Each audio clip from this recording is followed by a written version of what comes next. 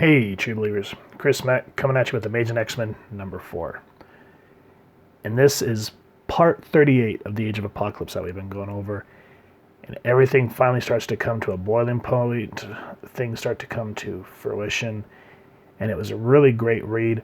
Lots of heartbreak. So before we jump into this, spoilers will abound. Because up to this point, this really starts to accumulate everything that's been going on. So it's hard to not go through this without spoiling some things. So just heads up. So if you haven't read this series, either pause this, go to your local comic shop and get the omnibus, or you can go back and kind of just check out the reviews that we've done thus far. So let's go ahead and dive in. The print date on this was June 1995.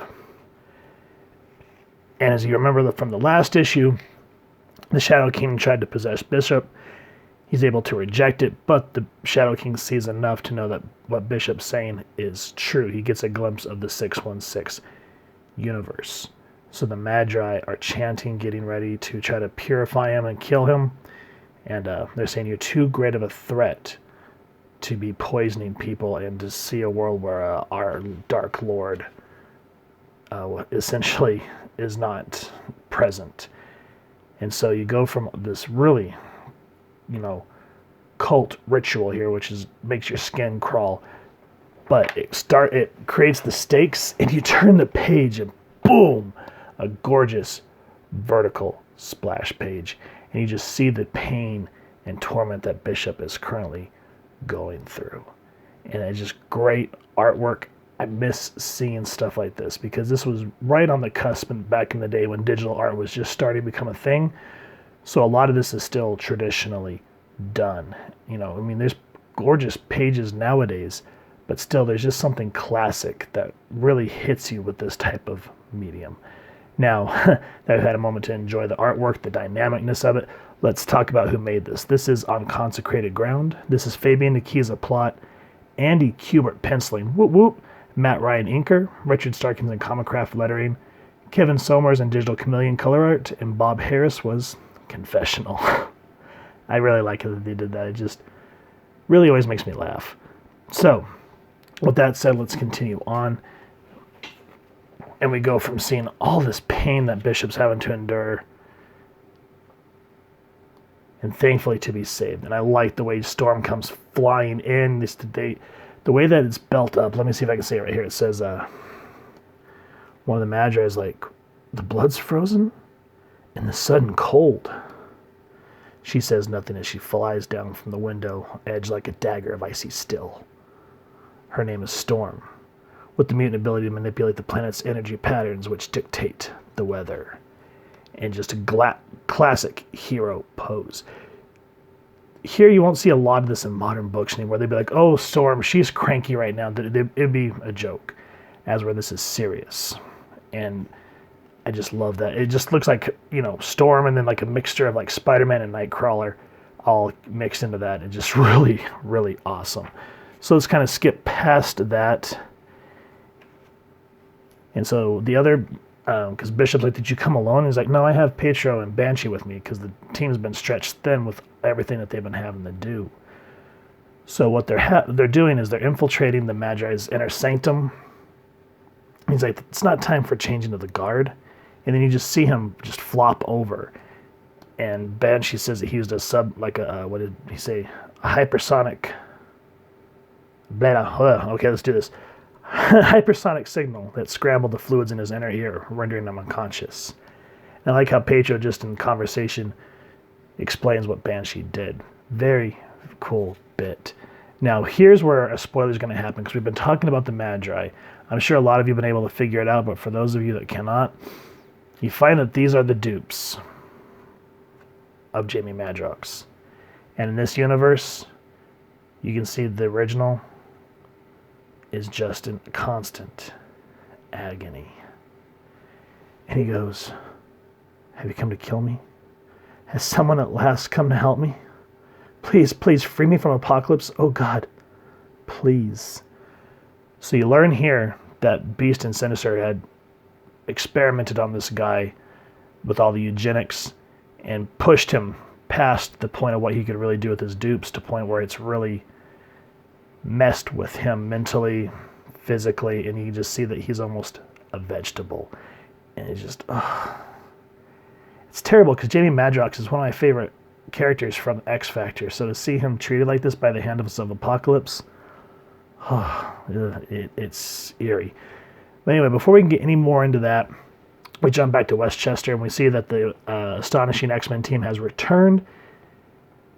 And, Iceman at the time has said that, Magneto's missing, Charles is missing, and so Rogue wants answers now. And Creed's like, saying, I smell the plasma burns and I smell Apocalypse's scent from the fight from a couple of issues back. But you come to find out that the child that they smell is Ileana Rasputin. And so here, we finally get to catch up with Peter and Ileana. Peter and Kitty. So we already know their story because Rogue's like, where's your students? And I like this downward angle where they kind of have like this thoughtful look on their faces. And he's like, they didn't make it. And then just how Kitty walks away because she's very much taken Logan's persona, as you can see. And so Rogue wants to reach out. She's like, Kate, I'm so sorry. They're dead, Rogue. Can't waste time crying. There's no tears left. Are there?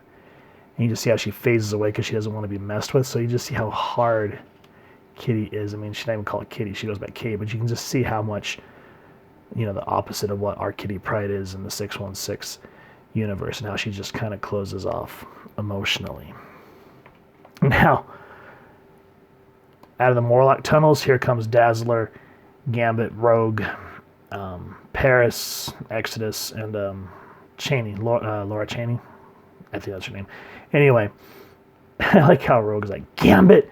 And all of a sudden there's just a beat, and then boom, she smacks him out of the mansion.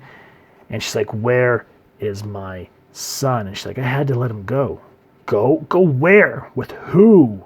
And so we know what happened in Gambit and the Externals. Make sure to check that out. Now, here's where things get rough because they're talking about how in order to kill the dupes, they have to kill the original. And Petro's really torn with it. And he's like, I know this isn't what we expected to find, but we're fighting a war, Petro. Remember what the Magi have done, boy. What's one life who wants release and that perspective? But before they can get any more on the ethical notions of that, Abyss comes back, and he's just a royal pain in the butt. He kind of reminds me of what not Deadshot, that's DC, Deadpool used to be in a sense. So there's something that happens with Banshee. I hate this book because of this, but it's good storytelling. Just when a book can make you say, I hate that, it means they're doing a good job. And I always like how Fabian Nikizia wrote this. So something happens with Banshee that I really do not want to get into. But there's a very poignant part at the end where his name was Jamie Madrox. And he sacrificed his life for us as well. I'm tired of Aurora. Tired of seeing lives ruined. Potential wasted. I can't believe life was supposed to be like this. Humanity was not supposed to suffer this way. We were meant for more. We had to be. And you see Jamie in the foreground because he does something that stops the Magi, and it's very heroic, and so at least he gets one good shot. And so while all this is happening, we go back to Westchester. Gambit explains why he had to let Charles go with Guido. Nightcrawler returns from not Babylon, Avalon with Destiny. And so, everyone's saying that Magneto's plans are coming to fruition. So at this point, the amazing X-Men team rejoin the rest of them, and then this is where everything is supposed to kind of accumulate in X-Men Omega. But we are not done yet. We still have a couple more books to go through before we can finally tackle X-Men Omega, because I want to make sure we take time with that book. But I forgot. Like I said, it's been a long time since I read Amazing X-Men, and now that I'm older and have a little more X-Men history under my belt, just seeing what happens with Jamie Madrox, it's rough. It's really, really rough, but excellent reading. The art team does an amazing job. This is how I remember seeing the X-Men, even in the main original book, just the way that they drew them here. Good stuff all around. The pages are dynamic. You're not bored. There's nothing that feels like, oh, you're Mr. Grumpy Pants, LOL coffee. The only person that can do that and get away with it because of the blatantness of the subject matter is Morph. And even though, I kind of have a macabre sense of humor, that's why I like Abyss. Because even though he's going to kill you here in a second, he pokes. And it's just really funny because that's exactly what Deadpool did when he was introduced back in the day. So wonderful book, guys. Age of Apocalypse was definitely the pinnacle of Marvel events. Because they took their time, and that's why this is still one of the most celebrated events in their history. So if you've enjoyed this book, please first and foremost support your local comic shop and pick up a copy. And if you've enjoyed this review, we really would appreciate if you take a moment to hit like and subscribe. And if you won't mind sharing the video around, it really helps the club channel out and to just promote reading for reading's sake. And if you won't mind hitting that fancy little X bell next to subscribe, that way as we continue to upload content, you guys will get notified. Come to the channel, and we love talking with y'all and hearing your thoughts down in the comments below or our social media pages, which I'll make sure to leave in the description. So with all that said, thank you so much for stopping by. Hope you all continue to have an absolutely amazing day reading, and happy hunting, true believers.